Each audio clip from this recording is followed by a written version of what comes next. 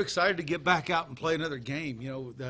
It's always interesting, I think, when you have an open date this early and how it feels like that you haven't played in a significant amount of time. Got several questions during the week about whether a bye week is good or bad, and I don't know that I know the answer to that over all these 34 years of coaching. I think we'll find out this upcoming Saturday. It's basically how do you kind of come back and play. I do think the bye week has been good for us in the sense that, as I mentioned last week, after the Nichols game, we had a significant number of down-the-line players that got snaps. And in that process, there's a maturation that goes on, and obviously there's a little bit more of a sense of urgency out in practice because there's that exposure on the field during the game. And I do think that it kind of picked up the tempo, and we spent last week's a significant amount of time last week kind of trying to develop depth. And as we move forward, obviously we're going 11 straight.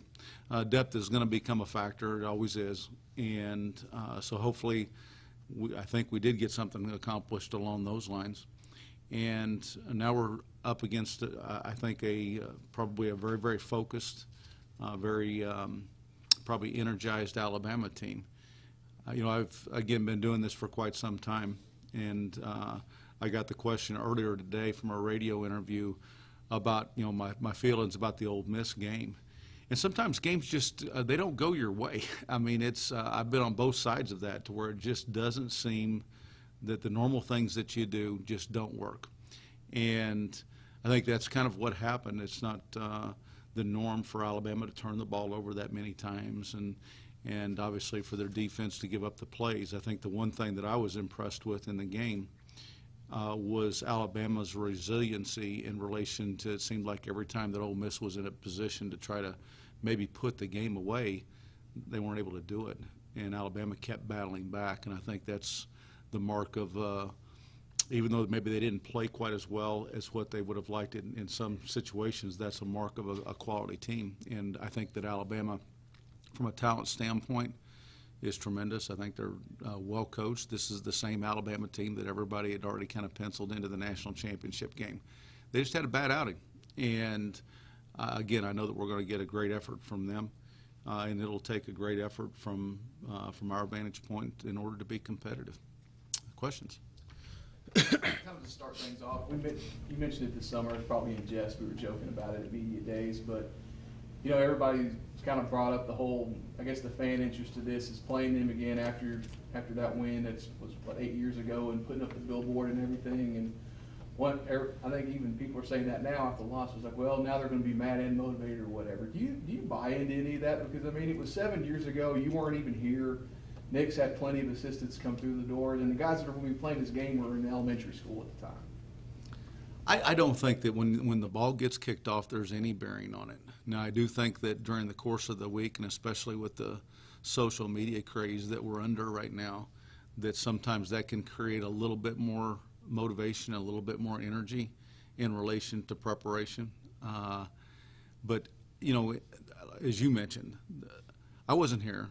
So I wasn't a part of the game. That was Coach Saban's first year, and they finished 6-6 that year. That was a different Alabama team than I think this team is, and we have a different team. And so, in relation to how that's going to play out on Saturday, I don't know that it has any bearing at all with how it plays out during the week.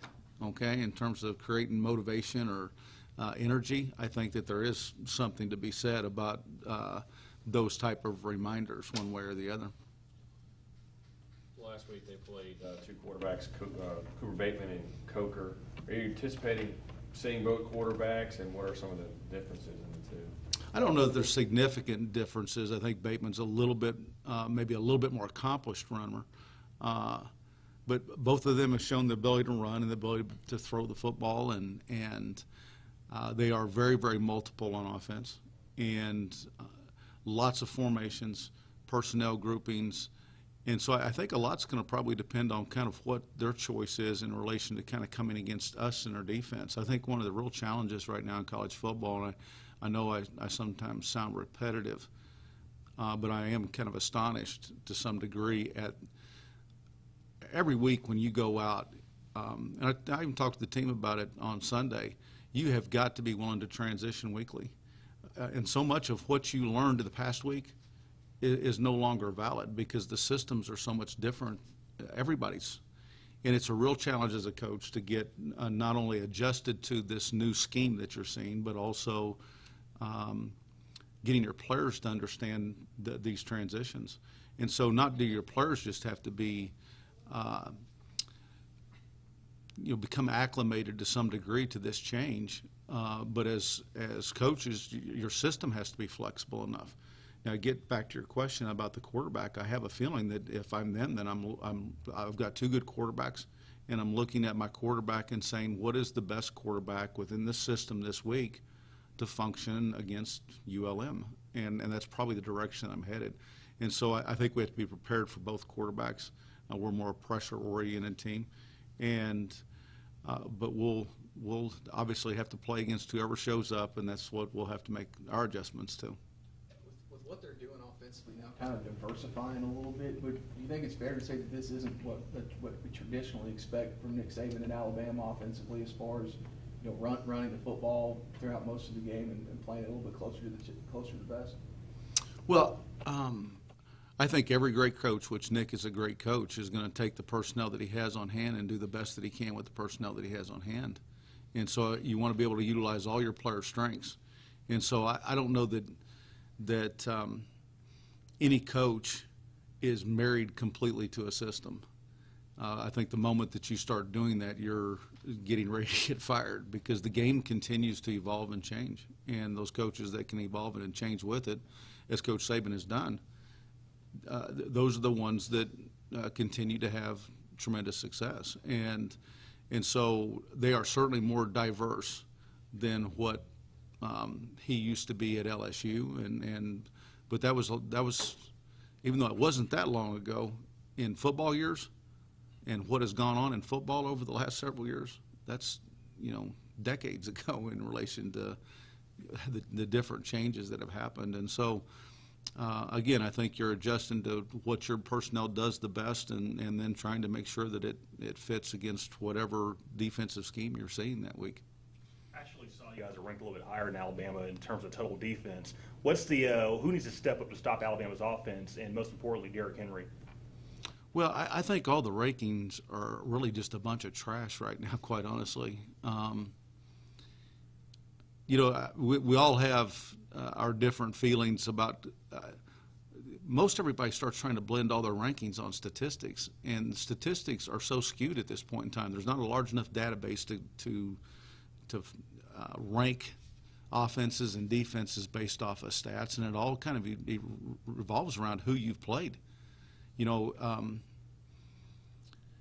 I'd left Garrett Smith in the game 2 weeks ago against Nichols, he'd have a bunch of yards and a bunch of touchdowns, and everybody'd be all of a sudden talking about him. But we took him out because it was the right thing to do to get some other players for our football team. And so I think that all those numbers get very, very skewed. And so, quite honestly, from a ranking standpoint, I don't get too involved in that, or statistical comparisons. I think statistical comparisons this year are just talking points. Now, in relation to our defense is going to have to play well because they have tremendous athletes, and they're going to have to play smart because of all the different schemes that we're going to see. And we're going to see a significant number of formations, and within those formations, they have different styles that they play in within the formation itself. And so consequently, the formation is not going to dictate whether it's run or pass, or even perimeter-oriented or inside-oriented. And that's, that's what good offenses do, is they diversify even within their personnel groupings or their formations. They do a great job of that. And they've got some really good players. The running back is tremendous. I mean, he is and we've seen some good running backs since we've been here. He's awfully good. He's right up there in relation to all those other guys.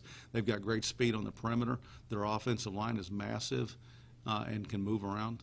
And I've got Mario Cristobal, their offensive line coach, is a tremendous friend of mine. I know that group doesn't probably get talked about as much in terms of their performance and what they've been doing, because that's a really, really good offensive line up there, and they're really impressive when you just sit down and break them down and not worry about all the other skilled position players. So think if you look at all the teams this year, I think what's interesting is they all on paper they all base out of the same front on defense. But what does Alabama do that's going to be different than what you've seen out of the first two defenses you faced this year? Well, they'll play even and odd fronts, which basically is from coaching terms, that's either a 4 down or a 3 down defensive line. But they'll do both, and they're a big man coverage team. I think the difference in their man coverage is they kind of base out of a 2 high safety rather than a 1 high safety, which is kind of what we've been a little bit more accustomed to. When I look at this defense, I look and see what I saw for every day at practice when I was at Miami. This was that same style. And, and it allows for their safeties to get extremely involved in the run game, but you're still playing man coverage. Lots of stunning up front in relation to they do an awful lot of twisting with their defensive linemen, and they're big and explosive guys. And so they're trying to eat up that extra gap that they're kind of giving up in relation to their coverage shell, rather than buying that extra guy back down in the box. They're just saying that our down linemen with the stunts and our speed can take care of that extra gap. And so it is unique. It's something that not very many people, quite honestly, in college football can do, because you don't have most everybody doesn't have those athletes to where they can give up a gap inside, and then they have ways to protect the gap, but their base is not that. And so they will pressure you at times, and so we'll have to be alert for the pressures, and they do a good job at disguising those pressures. Probably not as complex a defense as maybe the one we saw, a few that we saw last year in relation to all the different looks that we were going to see. So, but they're very good on defense, and they fly around and they can cover a lot of ground. Is that going to be the biggest issue then for Garrett in your mind? Then is identifying those coverages and those pressures, and are you going to anticipate helping him out on the sideline at all with any of that? I hope I can help him out on the sideline with all that. Yeah, I mean, that's always a challenge, I think, for a young quarterback. I mean, this is a process. I mean, we're kind of on this journey together. It's not one of those things to where all of a sudden you arrive in this game. And so every snap becomes a learning process. And I actually have got to the point, I guess, over the years, of, I approach games as just one more teaching opportunity. You want to play well and all those kind of things. You want to win. But more importantly, I want our players to keep growing every week and get better. And that's the way we have to approach that with Garrett. It's doubtful that we'll see this type of defense again this year. And so this will be a new process. But quite honestly, again, every week is a new process anymore. It's just, as I mentioned earlier, it's incredible. You said it's a process. During the bye week, did you look back at game film and see anything you would have done differently, or things that you will do differently moving forward this season? Sure. Absolutely. I mean, we go back and self-critique ourselves. We're probably our worst critics in relation to, gosh, I should have seen this, or I wish we would have done that. Now, there's time frames whenever you go back and you go, well, we didn't do this because we weren't ready for it yet. And sometimes that's true. You're not ready as a position, as a group, or whatever, to maybe be able to handle that because you don't have that knowledge base or that experience. And that could certainly go back in the Georgia game and say, I wish we would have done this, but going back at that moment, we weren't ready to do that yet, or we might be ready to do that now. And so I think that it's always, we always are going to do our self-scout on ourselves, and we're always going to critique ourselves. And again, we're probably our own worst critics in relation to saying, I wish that I'd done this, or I wished I'd done that. I don't know any coach that's ever been perfect in relation to what he does. And that's where that margin of athleticism starts kind of coming in, because I've been around some guys and seen some things to where, in a normal situation, you'd say, we need to audible out of this because we can't handle it. And I've been some places to where, we don't need to audible out because Johnny's going to make a play. And sure enough, Johnny makes a play, and sometimes at different places, and, you have coaching matters more some places than it does others. You find the guys, I'm sure you and the staff preaching all week, this is just another opponent, but particularly the young guys in an environment like this, particularly early, maybe trying to overcompensate, do too much, play outside of themselves early in the game? Like maybe the atmosphere a little too much. Yeah, I'm anxious to see, quite honestly, Sean. And I had this question earlier again from the radio over in Alabama about the fact that we'd already, been in one of those environments in Georgia. I don't really worry too much about our older players along those lines. I think they have a comfort level with it, but we certainly have a lot of players that are, basically starting their third game or playing in their third game. And while they have that experience at Georgia, and I think that some of them did become comfortable in their role and started playing better, I think that there's still that opportunity when they walk in there to get a little bit too gunned up. And one of the things that's so important is just do your job. I mean, that is, you hear all coaches say it, and the reason why all coaches say it is because it's true. You need to take care of your job, and there's time frames when you try to do too much. And, coaches will sometimes say, we pressed. Well, that's basically what they're saying is guys all of a sudden started trying to make every play because they care. And because they do that, they end up hurting the team more than helping the team. So I don't have a great answer to that question in relation to will we handle it well. Some will, and probably some won't, and that's been my experience in it. And hopefully all the ones that are playing the most will handle it and do it right. Clearly a typical radio guy question, huh? Oh, I love radio questions. I love all questions. I guess here's one more. Okay. Going off Adam's first question. Is this a television question? I think so. Okay. So this is a short soundbite then, and just move on. That's as long as you want to make it. Okay. Yeah, going off Adam's first question, as you said, the 2007 game doesn't hold any weight on the field. Sure. But you look, the lobby, there's pictures of the guys celebrating from that first Right. game, one of those program-defining wins for this program. Is there any sort of mentality going into Saturday where you guys see this game as an opportunity to have another one of those program-defining moments? It might be a radio question. No, maybe it is right. No, I think anytime that you're playing a program that has the tremendous history and tradition that Alabama has, I don't know this for a fact, but someone told me earlier that there's 54 more staff members on Alabama's football roster, basically coaches, than what I have. They certainly spend millions of more dollars than we have. But the bottom line is that on Saturday there's 100 yards and all those other kinds of coaching things. But I think that you certainly have to respect those teams that are that committed to having success. And Alabama has been committed for a long time to have success and has a tradition of doing so. And so consequently, I recognize, as probably our players do, that if we play well, and we're fortunate enough to have something like that happen to us, that my week next week will be extremely busy, and it will make me very upset because we've got a conference game next week, an opening conference game. Not upset that we played well, but upset with the fact that that will obviously change. It will be national news.